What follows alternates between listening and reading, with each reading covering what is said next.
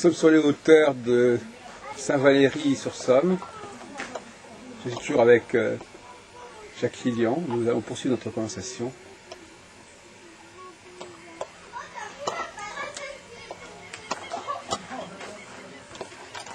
On entend le bruit des mouettes ou des albatros.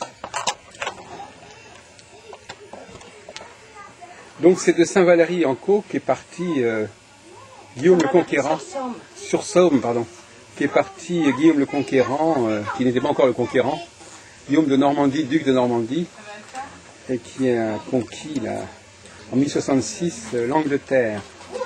Et comme ça, il a introduit la langue française à l'intérieur de la langue anglaise. Donc, je suis avec Jacques Fillion. Fillion, c'est un zodiaque ou c'est un nom? Je suis Sagittaire et ascendant Scorpion. Vous avez choisi, c'est un prénom favori? Non, c'est le nom de mon mari. Hein. Lion. Vous avez épousé un lion? Un lion français. Donc, effectivement, on ne peut pas cacher le fait que vous soyez d'origine anglaise. Oui. Vous faites partie de ces... C'est pas une anglaise à Paris, mais c'est une anglaise en France. Depuis plus de 25 ans, quand même. Ouais. Vous avez rencontré Lisbeth? Oui, mais avec les conférences à Lyon, quand elle descend Ah oui, c'est ça. Oui. Parce que ça fait longtemps qu'elle est en France aussi. Oui, ça fait longtemps, oui. Vous la connaissez, je crois. Oui, je la connais. Je l'ai interviewée pour Téléprovidence. Et donc, est-ce que votre astrologie, est-ce qu'elle est marquée par l'Angleterre? Non, pas du tout. Elle est plutôt française? Oui, j'ai appris en France, à Rambouillet avec Sylvie Tribu. Ah oui, Sylvie Tribu, je ne la connais pas. Oui. C'est quelqu'un qu'il faut signaler quand même. Oui, et j'ai mis son site à elle sur mon site. Hein, elle est toujours en activité? Oui, et elle a un site aussi. À Rambouillet. Hein. Et j'ai appris avec elle pendant 7 ans. Hein. Et donc cette astrologie-là, vous restez fidèle à cette astrologie-là? Vous avez changé entre-temps? Relativement fidèle, mais depuis je m'oriente vers l'astropsychologie beaucoup plus. Parce que ce n'était pas l'astrologie qu'enseignait Madame Tribu. C'est une astrologie plutôt traditionnelle, mais pas traditionnelle dans le sens où elle respecte le Moyen-Âge ou traditionnelle dans ce sens-là. Non. Mais les choses traditionnelles, hein, l'étude du thème, les transis, les progressions et ainsi de suite. Oui, vous avez raison, le mot traditionnel, en fin de compte, ça veut dire qu'on accepte un peu tout ce qui traîne dans les livres d'astrologie. Oui. Mais c'est-à-dire, c'était pas une astrologie humaniste, par exemple. Non. Merci. Justement, je vais vous poser des questions un peu idiotes, mais qu'est-ce que vous entendez par... pourquoi est-ce que l'astrologie de Madame Tribu n'était pas humaniste? Pourquoi il faut vous clarifier les choses? Parce qu'elle, à son tour, elle m'a transmis la façon dont elle a appris. Mais en quoi elle n'était pas humaniste? Qu'est-ce qui lui manquait pour être humaniste, si vous voulez, à cette astrologie de Madame Tribu? Elle s'appelait pas une astrologue humaniste, je crois. Hein. Non, c'est pas l'appellation qu'elle se serait donnée, hein, du tout. Hein. Oui. Donc quand je dis traditionnelle, je ne parle pas de l'astrologie traditionnelle qui ne respecte que les 7 planètes et ainsi de suite. Mais traditionnelle dans le sens où on commence... C'est vrai que traditionnelle, au sens de Denis Labouré ou de... Exactement. L'unité. Ouais. Donc c'est une tradition très relative, parce qu'elle accepte aussi un peu une tradition qui s'est cristallisée à peu près au moment de la Seconde Guerre mondiale. Oui. Elle n'a pas beaucoup évolué depuis une soixantaine d'années. On peut l'appeler l'astrologie un peu classique peut-être. Oui, c'est une question de... Voilà. On pourrait dire une astrologie classique, néoclassique. Et ce n'était qu'après, bienvenue. Hein. Donc nous sommes à... Alors dites nous sommes là. Nous sommes à Saint-Valery-sur-Somme, dans la Somme. Donc là, c'est très touristique apparemment. Hein. En été. Voilà, vous appelez ça le Saint-Tropez du Nord, c'est ça? On est en train de devenir le Saint-Tropez du Nord. À cause des cadeaux, à cause de la... Non, c'est-à-dire que ça commence à être très cher pour acheter une maison ici, ce genre de choses. Hein. Hors de prix. Oui. Saint-Valery déjà a toujours été relativement cher, mais maintenant je crois que c'est hors de prix. Il y a des vedettes qui viennent ici, Je reste cloîtrée à la campagne, donc les vedettes, incapables de dire. Hein. Mais ils ont fait beaucoup d'émissions à la télévision sur la baie de la Somme. On est classé parmi les 25 plus belles baies du monde. Et on passe relativement régulièrement sur Thalassa et ce genre de choses. Aussi célèbre la baie de San Francisco ou de Rio de Janeiro. Je crois qu'ils exagèrent un peu, mais non, c'est une belle région quand même. D'accord, on va la découvrir tout à l'heure, lors de nos promenades. Voilà. Donc on va revenir à nos moutons. Donc votre astrologie n'a rien d'anglo-saxon. Non. Et ce n'est que ces dernières années. En anglais. Ce n'est que ces dernières années que je commence à lire en anglais, parce qu'il y a beaucoup plus de choix. Mais j'ai appris en France avec une française, une méthode française, s'il y a une méthode française. Et pendant longtemps, j'ai pas lu un livre en anglais. Donc vous avez le sentiment, justement, de maintenant que vous regardez un peu la littérature anglaise, vous avez le sentiment que les Anglais ils travaillent un peu différemment? Difficile à dire. J'ai l'impression que peut-être, surtout les Américains ou peut-être les Anglo-Saxons aussi, hein, ils sont peut-être beaucoup plus ouverts aux idées. Hein. Ils ne se perdent pas trop dans les polémiques, je crois. Mais c'est sûr, maintenant que je commence à lire en anglais, il y a beaucoup plus de choix de livres et de possibilités d'étudier et ce genre de choses. Et ce n'est que maintenant que je me rends compte que le fait d'être bilingue, c'est un atout quand même. Donc dans l'avenir, vous pensez que ça va marcher? Par exemple, vous ne connaissez pas le travail de Liz Green, par exemple? Liz Green, mais j'ai commencé à lire Liz Green en français. Hein. Et je vois qu'il y a beaucoup de ces livres qui ne sont pas traduits, et ça a commencé comme ça en fait. Donc je dois dire maintenant, je lis beaucoup plus en anglais qu'en français. Donc d'accord, donc ça devrait jouer à un moment donné, vous devriez être en mesure de... Tout à l'heure, si on fait une émission en anglais, on devrait voir des deux côtés de la Manche. Pour l'instant, c'est encore trop tôt de faire la différence. Oui, pour revenir, je dirais c'est au niveau des idées, au niveau, ils sont un peu plus ouverts, un peu. À un moment donné, c'est difficile à dire parce que j'ai appris en France avec les Français. Au début, je n'avais pas les moyens pour assister aux conférences. Mais pouvez-vous donner un exemple d'ouverture qu'on ne trouve pas en France? Par exemple, moi j'ai un abonnement à un site par un Américain qui habite à New York, qui s'appelle Eric Francis. Et lui, il utilise systématiquement les astéroïdes. Oui. Systématiquement. Oui, c'est ça. Par exemple, sans qu'il y ait les gens soient outrés, etc. Mais les astéroïdes font systématiquement une partie de son travail. Ils sont très nombreux. Voilà. Tandis que je trouve, je suis pas bien placée parce que je fréquente pas tout le temps les astronomes, mais j'ai l'impression que ça ne commence qu'à venir. Donc ça, c'était effectivement, on avait remarqué ça, ce problème des astéroïdes. On avait organisé un congrès en 2004 avec Julian. Elle nous avait parlé de tout ça. Mais vous-même, vous semblez être assez ouverte à ce niveau-là. Vous pensez que la raison de ne pas les utiliser? Moi, personnellement, j'y vais doucement. Quand j'apprends quelque chose de nouveau, j'y vais doucement pour l'introduire dans mon travail, le temps de voir si ça fait ses preuves ou ce genre de choses. Mais je veux dire que avec mon site, j'ai basé un peu le style de mon site sur les sites américains. C'est vrai? Votre site ne ressemble pas au site français? Qu'est-ce qui les distingue? Bon, déjà, il y a une page en anglais. Hein. Déjà, mais je veux dire que les sites aux États-Unis, moi je les trouve très user-friendly, hein, très accueillants, très chaleureux. Vous avez voulu pour votre site. Et oui, simple et clair et chaleureux. Ce n'est pas le cas des sites français en général. Je les trouve un peu, je dois dire, sauf exception, hein, je ne les connais pas tous, mais un peu fouillis. Bon, très bien.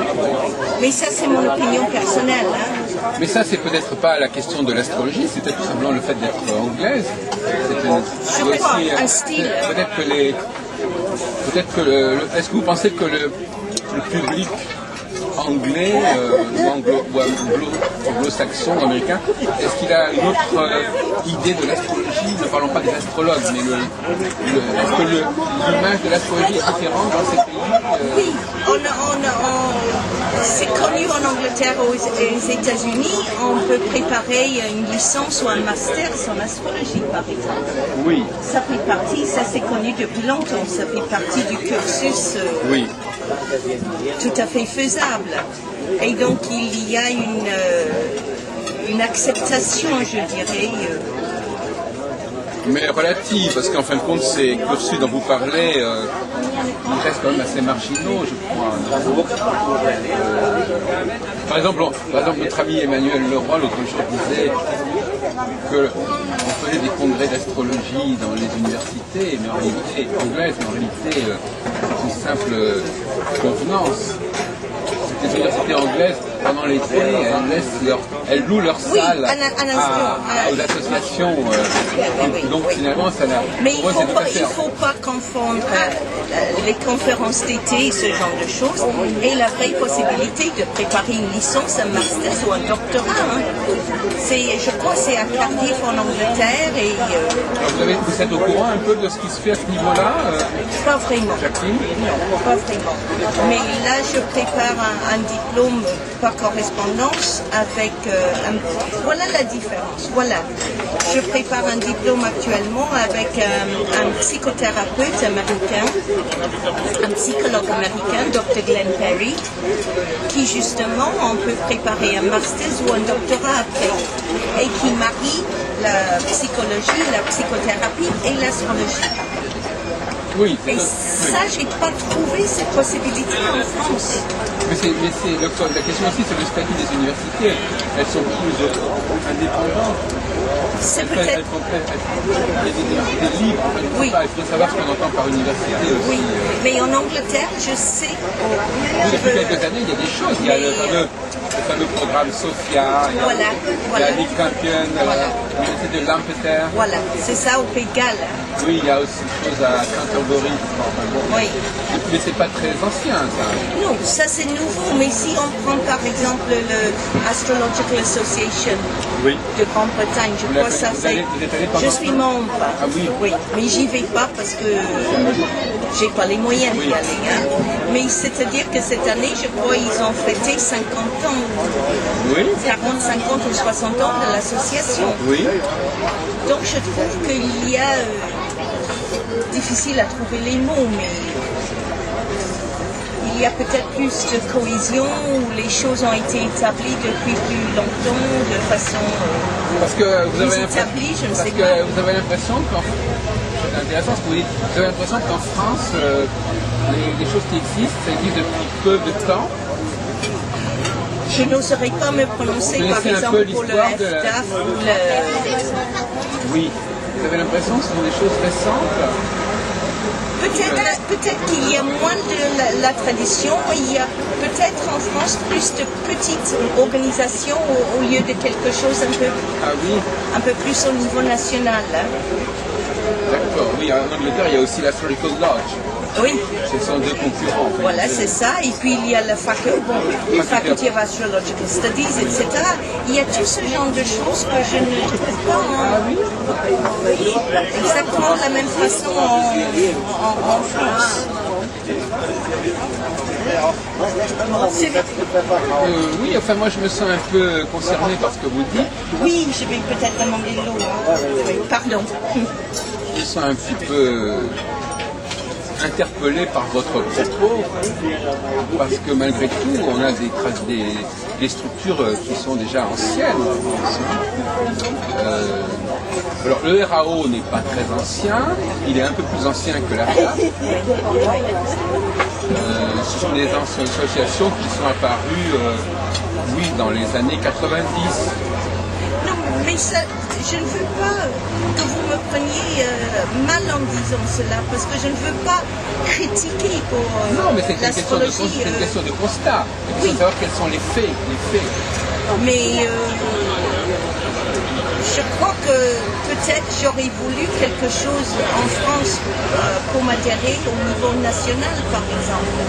Parce que moi, j'appartiens au RAO et je suis plus que satisfaite, je suis très contente, mais ça reste quand même relativement petit par rapport à l'Astrological Association, par exemple. Oui.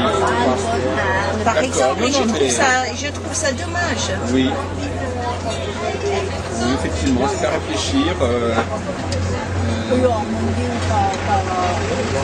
Enfin, cela dit, moi, en ce qui me concerne, par exemple, l'association dont je m'occupe, qui organise des activités depuis quand même 33 ans, 34 ans même, presque 35 ans. Mais je dirais, pour rester poli, que peut-être en France, on a du mal à prendre un élan au niveau national.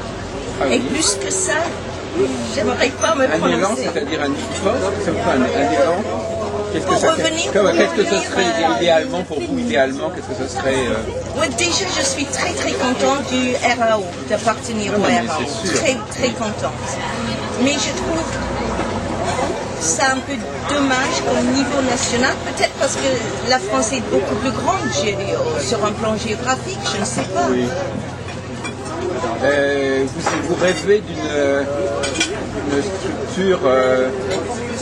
Donc vous pensez que la FDAF ne correspond pas à cet élan national? C'est-à-dire, au début j'appartenais à l'EFTAF, au début.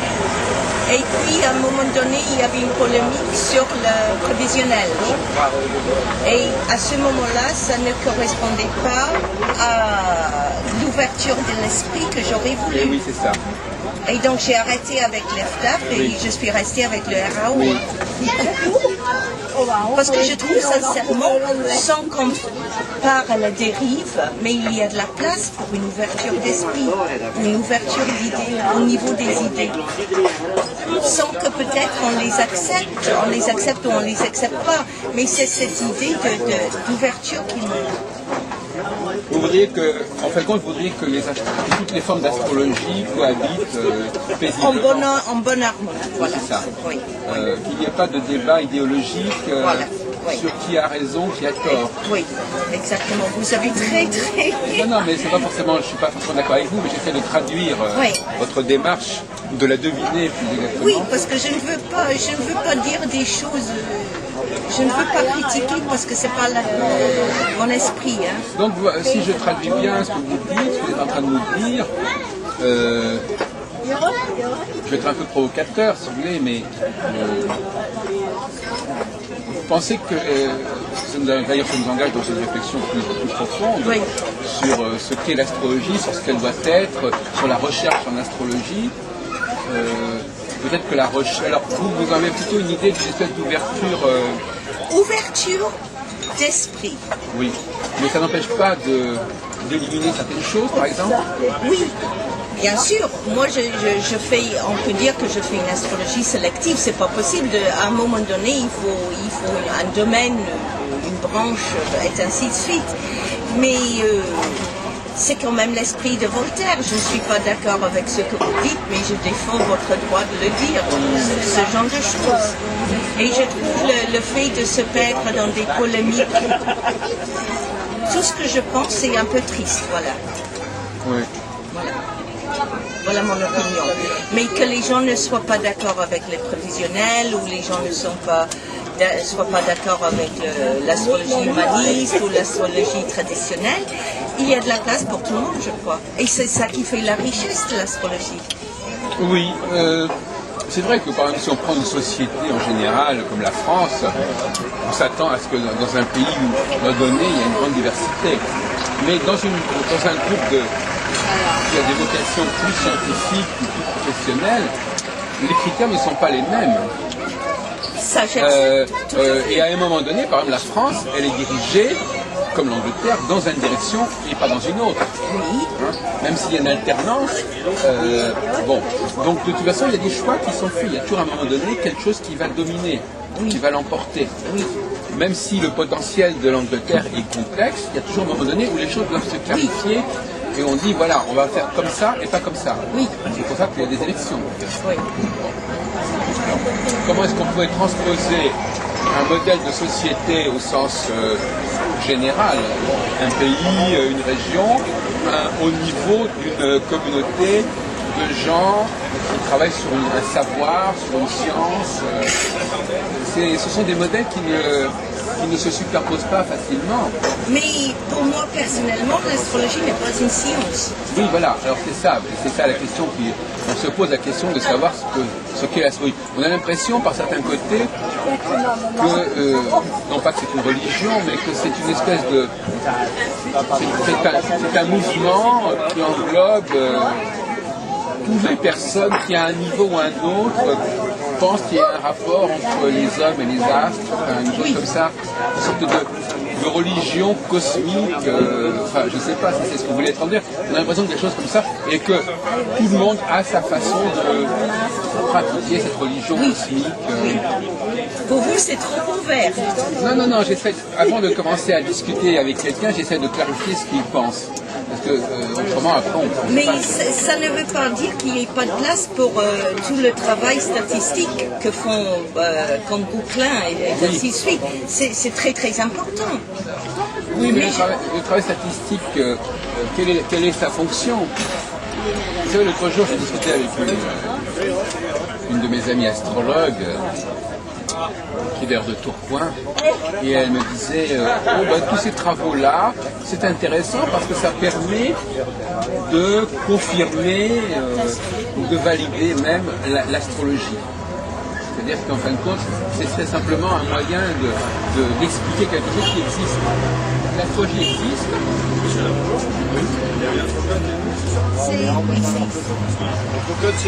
C'est pour moi. Donc on parlait d'une sorte de communauté, de monde comme ça, rassemblant tous les gens qui s'intéressent d'une façon ou d'une autre à l'astrologie, à l'astronomie, à ce que les nouvelles découvertes de l'astronomie peuvent signifier pour l'humanité. Et vous étiez en train de me dire que finalement, vous me parliez de la découverte d'Uranus, qui correspondrait à la Révolution française. C'est une astrologie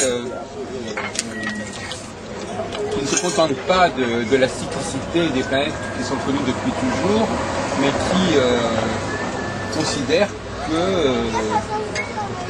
les nouvelles découvertes des astronomes, depuis Uranus jusqu'aux astéroïdes, sont des signes dont il faut tenir compte. Oui, je crois. J'ai déjà parlé de conscience collective. Je crois que je me dirige vers ce genre d'idée qu'il y a une évolution au niveau personnel, il y a une évolution au niveau collectif. Oui, c'est un parallèle. Oui. Alors, qui, soi-disant, correspondrait peut-être avec la précession des équinoxes. C'est-à-dire avec Aquarius 8, la Verseau, ce genre de choses, oui. C'est ça. Oui. Mais dans un cas comme dans l'autre, l'astrologie cesserait d'être simplement une sorte de constante qui a toujours existé depuis et qui est sur un système qui est toujours le même, et elle passerait à un système qui est en phase avec l'évolution du monde, avec la fin des temps, je peux dire. En tout cas, vous pensez que l'astrologie a son rôle à jouer pour nous parler vers quoi l'humanité tend. Je crois. Mais ça, c'est mon opinion personnelle. Oui, c'est assez répandu, mais tout le monde... Oui. C'est une idée qui est assez répandue. C'est vrai que d'ailleurs, je pense que d'une certaine manière, par rapport à ce point de vue-là, on pourrait imaginer en effet une société de millions de personnes qui chacun scrute, inspecte le cosmos pour chercher des signes de ce qui attend l'humanité ou de quand l'humanité va entrer dans une autre ère. Oui, écoutez, moi je ne suis pas une intellectuelle déjà. Au niveau de la pratique de mon astrologie, je ne suis pas une intellectuelle. J'aime bien ce qui a de l'importance pour moi avec les clients ou avec les gens qui souhaitent apprendre, c'est le relationnel. Mais je commence à avoir quelques idées que peut-être l'astrologie a une signification encore plus grande qu'au niveau individuel. Maintenant, est-ce que j'ai raison, est-ce que j'ai tort? Ça m'intéresse même pas de prouver ce que je ressens, si vous voulez, ou ce que je crois. Mais Philippe, mon mari, par exemple, il appartient à une association médiévale. Il se déguise en médiéval. C'est un rôliste, on appelle ça des rôlistes. Vous savez qu'il y a un film qui vient de sortir qui s'appelle Demain dès l'aube. Oui. C'est assez étonnant. Hein. Alors, il est rentré à la maison il y a quelques mois avec une sorte de reproduction d'une fourchette et un couteau. Il a passé 3 heures à manger ses petits pois en essayant de convaincre tout le monde à table que c'était vraiment la découverte de l'avenir, etc. Je veux dire que je crois qu'il y a de la place pour une évolution. Une évolution au niveau personnel, une évolution au niveau collectif. Et pourquoi pas une évolution au niveau cosmique. Oui, c'est ça. Oui. Et ça, c'est mon opinion. Non, mais c'est une opinion qui tend à devenir assez dominante. Et peut-être, par exemple, on a déjà parlé des sites aux États-Unis. Et bon, chacun, je crois, en allant chercher l'astrologie sur Internet, va trouver chaussures à son pied. Mais peut-être que la différence, il y a peut-être plus de cette pensée là-bas que je ne sais pas. Mais cela dit, vous connaissez l'alchimie, la pierre philosophale. Oui. Cela dit, parmi tous ces gens qui cherchent, c'est un peu comme la ruée vers l'or, Golden Rush, tous ces gens qui cherchent et qui se disent qu'il y a une clé dans le ciel, quelque part. Mais la question est de savoir quelle est la clé. Est-ce que tout le monde a la clé ou est-ce qu'il y a une clé à trouver? Non. Peut-être, moi je dis, peut-être qu'il y a une clé dans le ciel. Peut-être, peut-être pas. Mais c'est pas ça mon objectif. C'est le voyage qui est la destination. D'accord. Voilà. Donc, oui. Et pour moi personnellement, parce que je me dirige de plus en plus vers une astropsychologie, c'est-à-dire que la beauté du cosmos est en nous. Alors justement, on a parlé de l'évolution collective. Alors, l'évolution individuelle, comment vous la voyez au regard de l'astrologie? Ce n'est pas la même chose, parce que les individus l'évolution individuelle, donc il y a un chemin d'évolution, c'est ça? Oui. L'astrologie nous parle aussi de l'orientation vers laquelle notre vie doit s'organiser. Est-ce que vous acceptez l'histoire des nœuds, par exemple l'histoire des nœuds lunaires? Personnellement, j'accepte les nœuds, mais c'est-à-dire que les nœuds ne dominent pas mon étude interne. Le nœud nord, la position du signe en nœud nord, ça correspondrait un peu à un but de vie. Je crois que c'est un peu plus compliqué que ça. Hein? Et je viens de terminer le stage avec Emmanuel Leroy et c'est beaucoup plus compliqué que juste la position aussi. Voilà. Comme tout un thème d'ailleurs. Mais je crois qu'il y a une évolution de vie et on peut dire que cette évolution, on peut l'appeler ce qu'on veut. On peut l'appeler une évolution spirituelle, on peut l'appeler l'individuation de Jung, comme vous voulez. Alors donc justement, pouvez-vous nous dire vers quoi nous évoluons? Parce que de la même façon qu'on a parlé d'évolution, mais évoluer vers quoi? Oh, si je savais, je serais millionnaire. Hein? Non, mais je veux dire, comment se manifeste, quels sont les... Je crois que ça se manifeste par une recherche de sens à sa vie. Et Oui. que c'est peut-être ces dernières années, en devenant peut-être un peu, en remplaçant le Dieu matérialiste, le Dieu spirituel par un Dieu spiritualiste, qu'on a perdu un peu de ce qui est important dans la vie. Et que l'astrologie permet de se reconnecter avec un sens métaphysique, un sens spirituel, un sens psychologique, qui donne plus de richesse à la vie. Et c'est ça qui m'intéresse avec le contact avec les gens.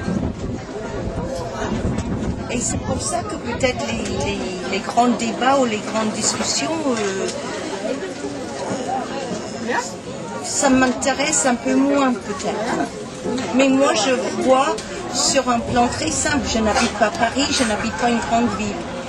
J'habite la campagne. Les gens viennent des petites villes, etc., en grande détresse. Et tout qu'on fait, la grande détresse, c'est souvent parce qu'il n'y a pas de sens à leur vie. Et ils viennent pour mieux se comprendre et pour se diriger peut-être vers quelque chose qui a plus de sens.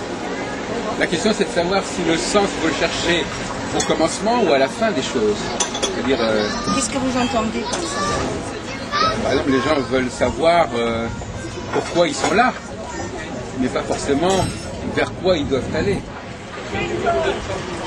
C'est-à-dire qu'il y a le problème de l'origine et puis il y a le problème de la finalité.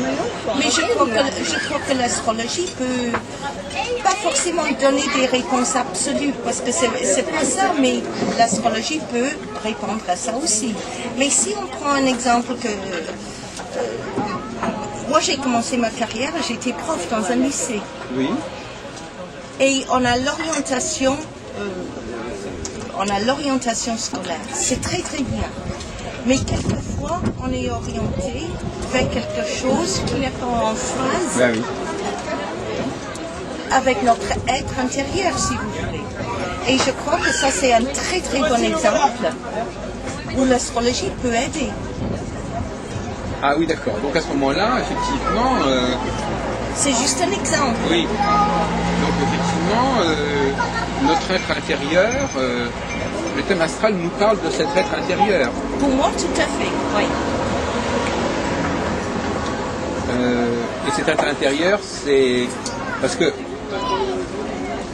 donc c'est quelque chose que nous avons en nous-mêmes à la naissance, c'est quelque chose, c'est ça? Et que nous avons à développer. Bon, c'est le même débat que quand j'étais en faculté. Je ne crois pas qu'on soit né table rase, non. Voilà. Et là, je persiste ici. Oui. Non. Mais il y a des déterminismes qui sont divers. Il y a le déterminisme du thème natal, il y a le déterminisme d'être un homme et une femme, le déterminisme de la race, du peuple, en fait, Oui, pas, mais de la langue. on va essayer de prendre un exemple très pratique. J'avais une consultation hier avec une jeune femme. Les deux parents sont médecins, les deux parents. Ils voulaient absolument qu'elle aille dans une grande école de gestion. Elle ne voulait pas y aller. Elle y est allée. Et le résultat maintenant, à 30 ans passés, elle cherche autre chose qui a plus de sens, qui correspond beaucoup plus à son être intérieur. Et l'astrologie peut répondre à cette demande. Pour moi, tout à fait. Et là, je suis catégorique. Et mes applications sont sur un plan pratique. Je ne suis pas intellectuelle du tout.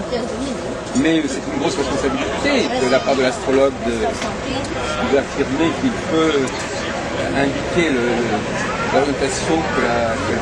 Un instant, on ne dit pas, et l'astrologie ne peut pas dire il faut devenir dentiste, il faut devenir, et ainsi de suite. Hein. Mais déjà, je crois que l'astrologie peut indiquer comment un enfant, comment une personne perçoit un peu le monde.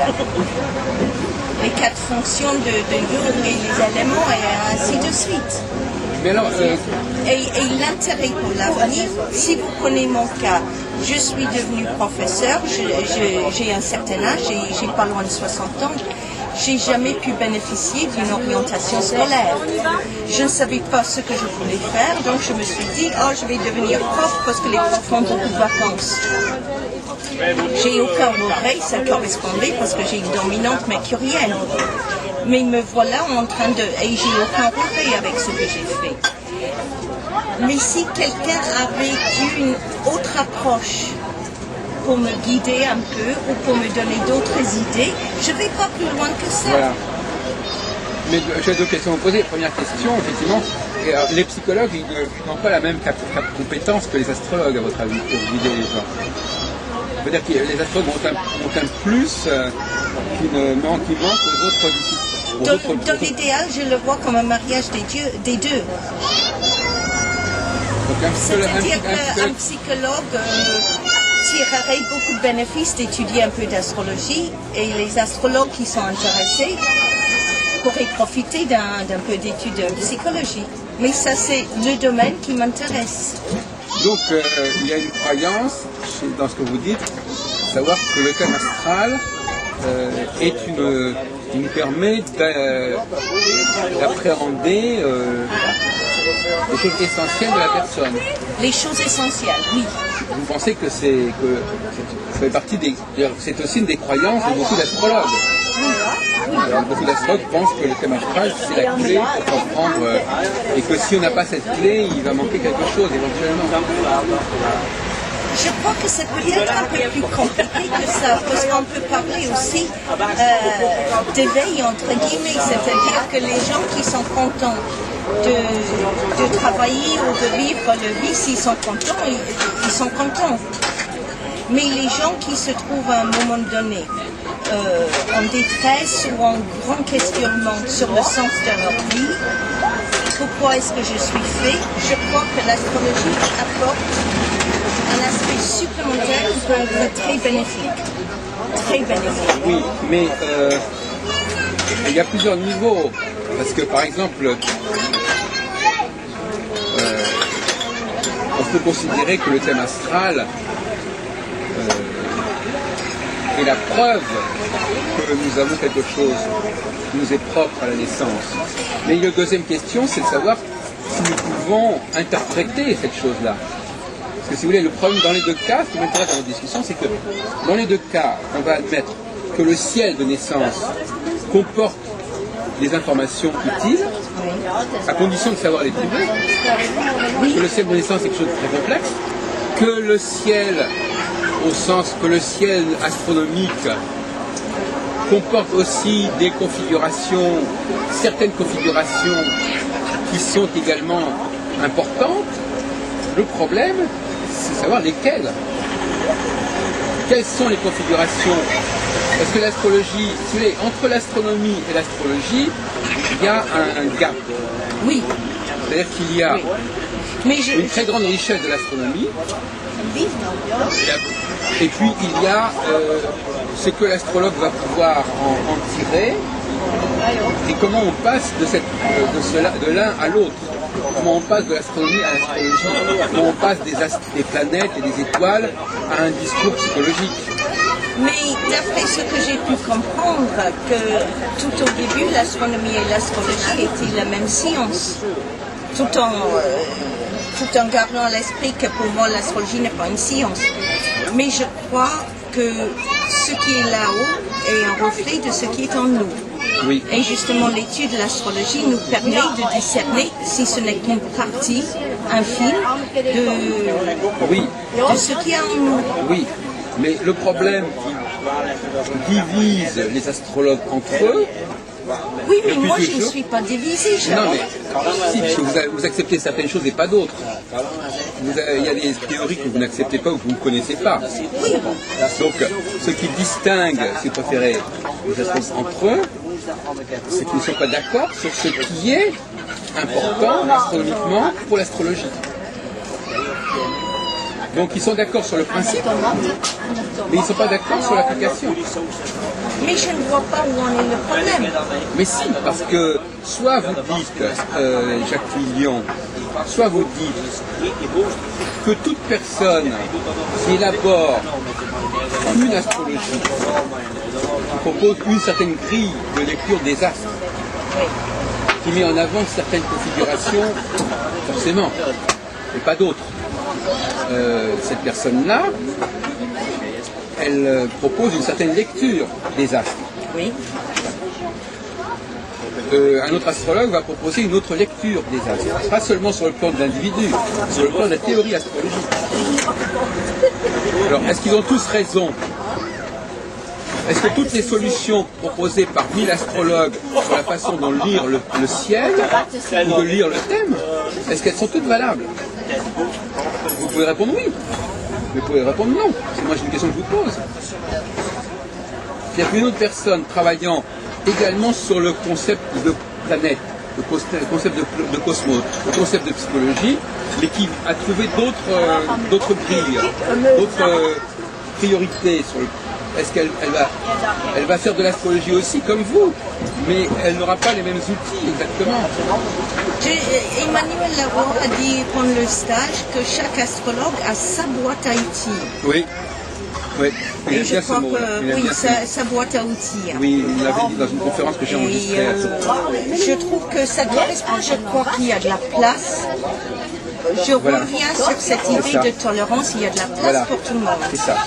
Quand j'ai commencé à étudier l'astrologie, je n'avais aucune idée au début dans quel sens l'astrologie allait me prendre.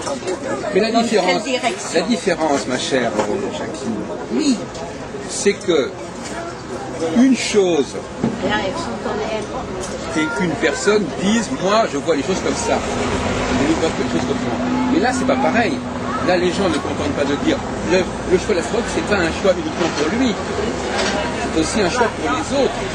C'est pour les gens qu'il va conseiller. Et ça change tout.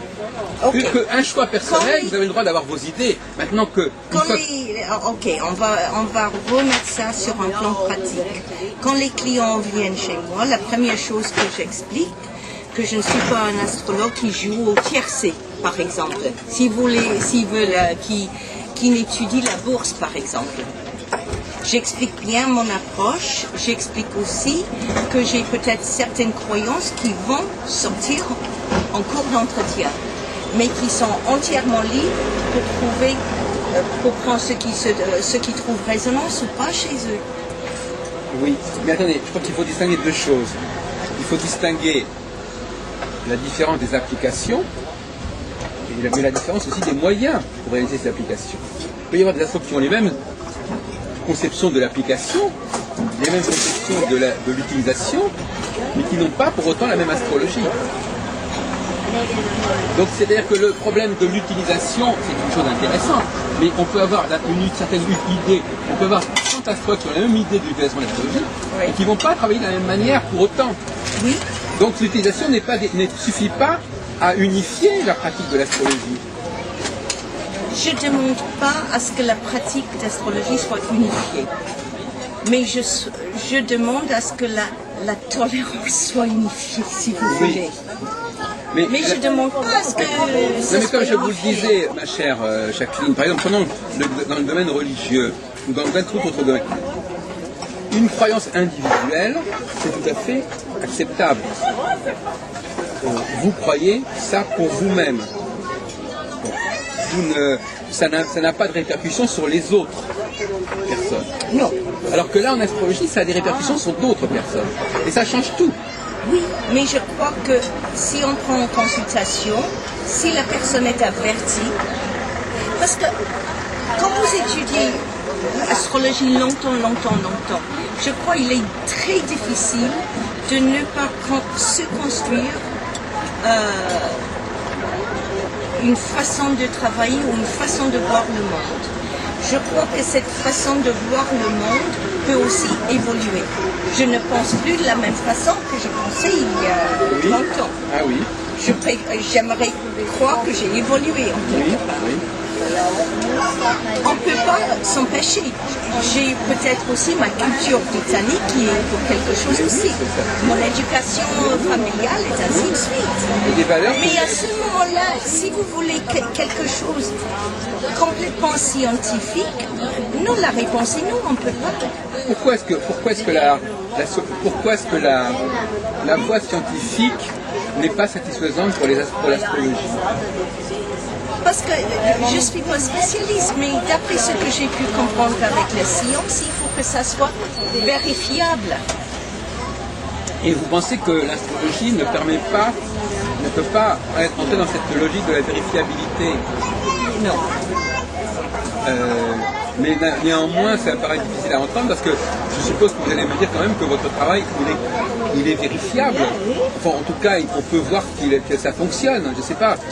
J'imagine que vérifiable, je ne sais pas, mais qu'il fonctionne, oui. Oui. Donc. Non, mais je prends l'exemple je reviens sur Gauquelin par exemple, qui a trouvé Mars, Mars au milieu du ciel et ainsi de suite. Mais pour toutes les statistiques, il va peut-être trouver un sportif de haut niveau qui n'a pas Mars au MC. Et c'est ça ce que j'entends par scientifique. Hein. Non, la science peut très bien émettre des exceptions, c'est pas le problème. Il y a des monstres dans tous les domaines, il y a des choses. La science, quelque chose d'échantillon ne veut pas dire que ce soit valable à 100%. Il y a des exceptions, comme on dit en français, l'exception qui confirme la règle. Il y a des cas où, pour une raison, il y a une interférence de quelque chose. C'est pas que c'est pas scientifique, c'est qu'il y a un facteur qui est venu interférer. Pour moi, si vous voulez que j'essaie d'éclaircir un peu mon point de vue, on peut dire pour moi l'astrologie c'est une science de l'âme. Voilà, donc alors, oui, vous avez parlé tout à l'heure dans notre... Je voulais que vous parliez de l'âme. Et si vous me demandez, est-ce que quelqu'un a quelque chose qui l'anime, qui est plus que, par exemple, je ne sais pas, regarder la télévision, mais vivre, mourir, oui. Oui. Et là, je persiste ici. Oui. Mais même si on admet, je vais vous donner l'exemple d'un club de gens qui diraient la même chose que vous, ils n'auraient pas forcément les mêmes outils pour le faire. Entièrement d'accord. Donc ils diraient, moi je suis d'accord avec chaque union, c'est une science de l'art, je suis d'accord sur tel ça. Je ne cherche pas à avoir les gens d'accord avec moi, c'est mes croyances. Oui, ce sont des croyances que vous faites partager à vos clients. Mes clients sont, dès le début, libres à prendre ou à examiner. Non, ils peuvent parler de vos idées ou de vos techniques. Parce que les clients, eux, ils peuvent être d'accord avec vos idées, ils ne peuvent pas connaître vos techniques. Ok, on va redevenir au début. Quand j'ai commencé à donner des cours, on était deux à donner des cours d'astrologie, avec deux approches différentes. Et j'ai trouvé ça d'une richesse inouïe. Et même quand je suis en cours, la première chose que j'explique, c'est au fur et à mesure, ils mettent à l'épreuve ce que j'ai à dire. Ah, oui. Et qu'ils développent leur propre idée de l'astrologie. Et ça, je maintiens mordicus. Quand on vient en consultation, c'est la même chose. Mais à partir d'un certain âge, je ne peux pas m'empêcher de baser mon astrologie sur certaines croyances. Et notamment la croyance d'une âme, quelque chose, un être intérieur, ou vous l'appelez comme vous voulez. Hein. Oui. Mais que l'être humain a quelque chose. Et comme je vous le disais, ça ce sont des... Si vous voulez, ça se rajoute, ça s'ajoute. Ce qu'on est en train de discuter, c'est le problème des rapports entre la technique et la philosophie de l'astrologie. Vous pouvez avoir une certaine philosophie de l'astrologie, une philosophie de l'être humain. Ça, c'est cette chose vous pouvez partager avec certaines personnes. Et néanmoins, ne pas être d'accord sur la façon dont vous allez faire cette recherche. Oui. Et par exemple, vous parlez de Gauquelin, les travaux de Gauquelin, moi je me suis beaucoup intéressé aux travaux de Gauquelin. Je trouve d'ailleurs qu'il a certainement raison sur certaines choses, mais il ne prouve pas toute l'astrologie, et même il propose une certaine forme d'astrologie, qui n'est pas forcément celle des astrologues traditionnels.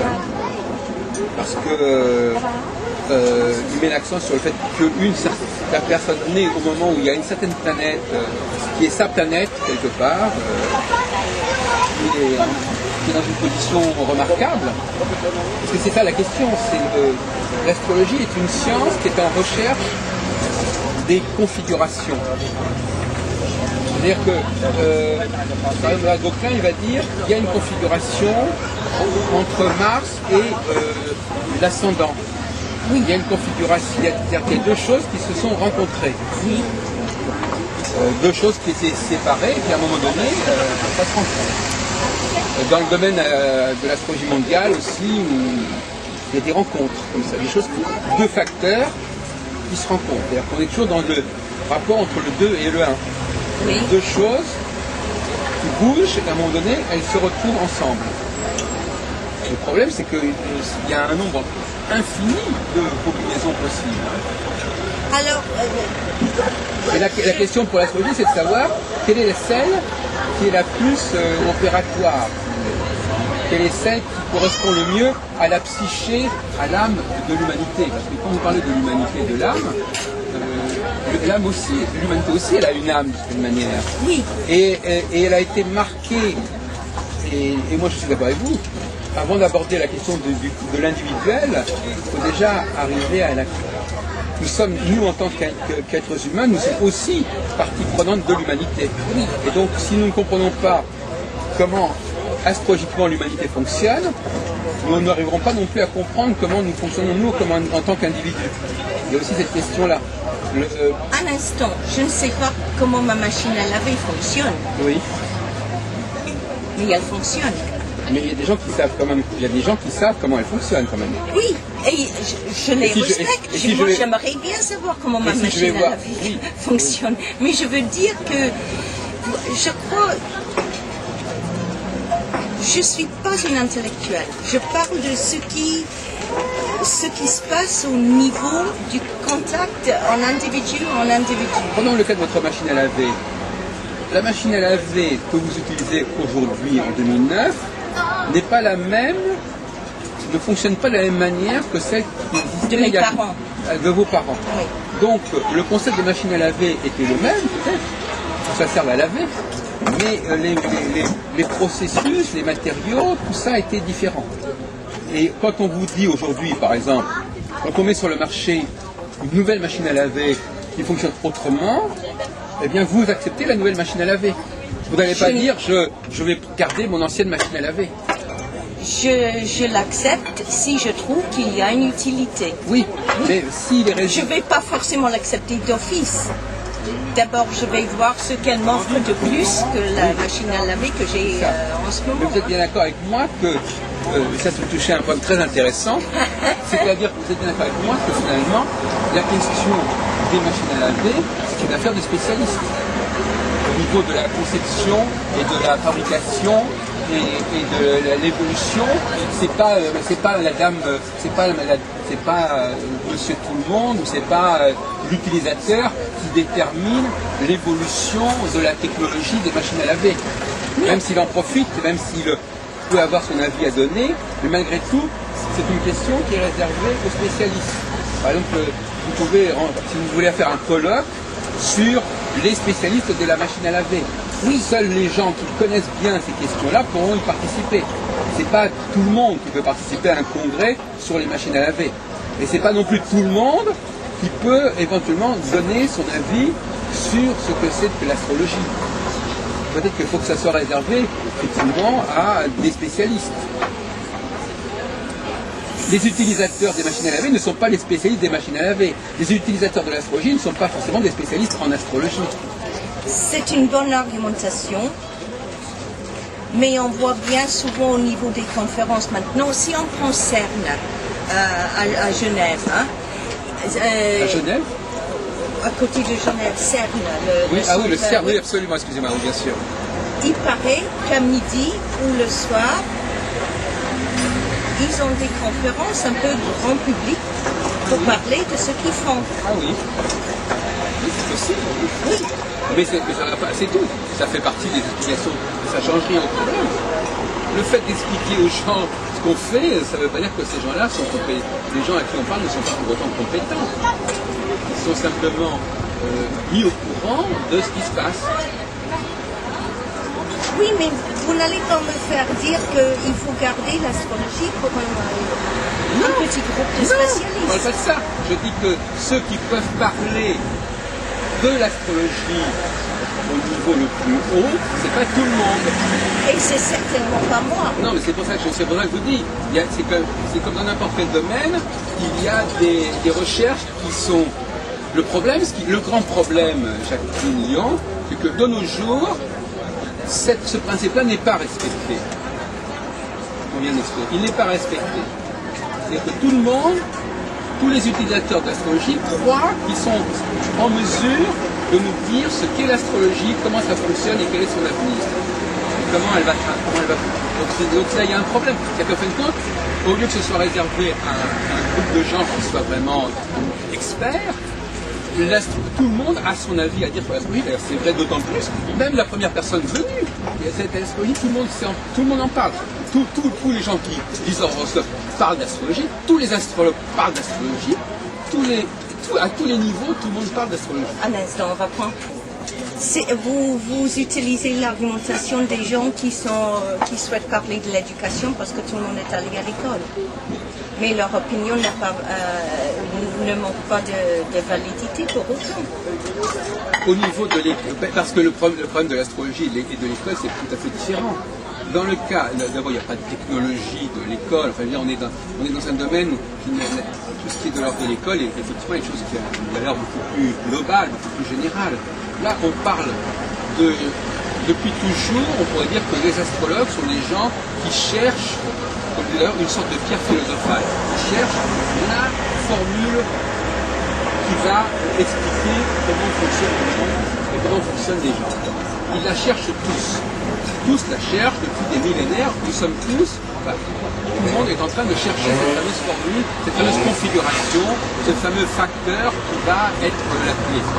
Et puis il y a tous ceux qui font ça. Alors, bon. Et le problème, c'est que toutes ces solutions, toutes ces propositions s'accumulent sur des siècles. Il y a des milliers d'ouvrages où chacun apporte son explication, sa solution, sa formule. Voilà. Et à tel point que maintenant, on est en train de dire qu'au fond, c'est très bien comme ça. Mais c'est comme si, à un moment donné, on avait dit, bon, on va quand même chercher une solution, puis à un moment donné, comme on n'a pas, on va dire, mais pourquoi ce ne serait pas une bonne chose que tout le monde ait sa solution? C'est-à-dire qu'on renonce à chercher la solution et chacun aurait sa petite solution à lui.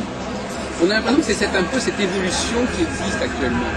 Mais ça va, je trouve, relativement bien avec l'ère du Verseau un peu. C'est-à-dire qu'on va vers quelque chose où il n'y a plus de Dieu monothéiste ou ce genre de choses. En ce sens, vous avez raison. Quand vous dites que l'astrologie n'est pas une science, c'est pas une science dans la mesure, pas pour les raisons que vous dites, mais parce que pour des raisons sociologiques, effectivement, il y a une multiplication infinie de propositions et de solutions. Oui, et qu'on n'arrive pas à les départager. C'est ça qui fait qu'elle ne peut pas accéder au stade d'une science. Oui, et ça correspond un peu à ce que certaines personnes disent aujourd'hui. Maintenant, avec la spiritualité, c'est un peu spiritualité à la Monoprix. C'est-à-dire, je vais prendre un peu de Reiki, je vais prendre un peu de New Age, je vais prendre... et ainsi de suite. Mais je ne vois pas où en est le problème. Ben, le problème, il est tout simplement qu'il y a quelques personnes qui ne pensent pas comme ça, qui pensent que c'est dommage que ce soit comme ça, qui pensent qu'il y a véritablement une solution, oui, une configuration qui a une vraie signification, et que c'est cela qu'il faut trouver. À l'instant, on sait pertinemment que la seule constante dans la vie est le changement. Si on garde tout figé,